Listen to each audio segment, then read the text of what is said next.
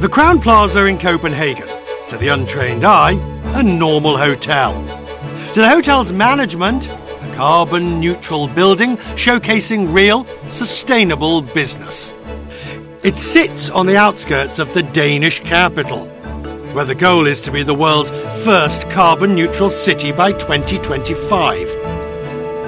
No surprise, then, that within the city, you find a certain tendency towards green thinking built into the business heads of its community. Essentially what we've done is we wanted to show that you can deliver a fully serviced, international, 4-star branded hotel without really impacting the environment. Now, as we look in this lobby, I mean, it's got lights, yeah, it's got heat, it's got televisions, it's got computers. Yeah, and air conditioning. And air conditioning. Yeah. So I'm not immediately feeling green. No, absolutely. The whole idea is that you don't see a difference. All right, so where's the core of your green credentials? Actually in the basement. Then we need to go and see it. Indeed. This is the key to the hotel's efficiency. Pumping natural cold water from underground and using it for all heating and cooling needs. So this is doing your air conditioning? Yeah. How much do you think you save by this? On the air conditioning part of it, the savings is almost 90%. Really? Yeah. Wow. Simple. Small-scale features like solar panels and energy-saving lighting all help maximise efficiency. Yeah. They even have an electricity-generating bicycle in the gym. This is Gimmicksville, but I quite like it. This is absolutely gimmick. What we wanted people to see, and we've used this at exhibitions, is how much work it actually takes to just run a little fan like that. Copenhagen and Denmark has really focused on the green agenda. And so people like me, of course, become inspired and driven. And you want to see how far can you go. But to me, it's all a question of creating a sustainable business. It's a commercial proposition as well as an environmental proposition. For this hotel, saving energy means cutting bills and saving money. In other words, going green has been good for the business. Off to see if this is the case elsewhere in the city. Which way's Copenhagen? It's that way.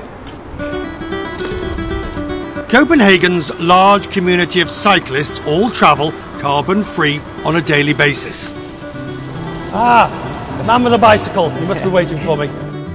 Now they can also take their bicycles onto carbon-neutral trains. The train runs on electricity, and we had a custom demand. They want CO2-free transportation. So we're sure that all the energy that we're using that comes from wind and water. So it's 100% CO2-free transportation. Not quite as green as the hotel. The train company are effectively offsetting their carbon. Yeah. Most interesting. What's interesting is that this is in response to consumer demand. Looks like a promising direction. And that tells us something about the culture on the streets of the city. Time for lunch. This brewery advertises carbon-neutral beer. Like the trains, they achieve it through a combination of cutting emissions and paying to offset. What we do is we just try in a very modest way to move in sort of a direction of being slightly more environmentally safe. But what's driving it?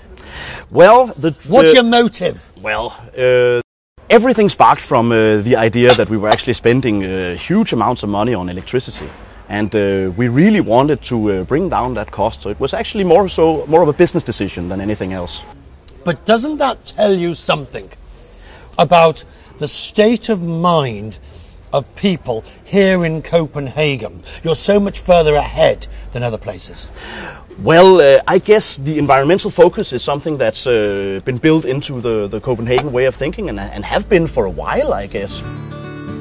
That way of thinking might just be the key for the man who plans to make the whole city carbon neutral. Off to City Hall. The plan is to be carbon neutral, but you know that's not possible. So you're going to end up with some complicated offsetting arrangements, aren't you? Of course, it's a very ambitious plan to be carbon neutral, the first carbon neutral capital in the world by 2025. It's ambitious, but I think it's realistic because we have already shown that over the last 10 years we have reduced our CO2 emission with 20%. So I think it's very realistic. Right, but you can't do it just by cutting emissions. You have to do it by offsetting. Nope. That's not what we are going to do. You have to, surely. No, we have to invest in windmills, for example, that produce more energy than we are using ourselves. We see that green growth, sustainable solutions integrated in our city can boost the economy. Copenhagen has its sights set high.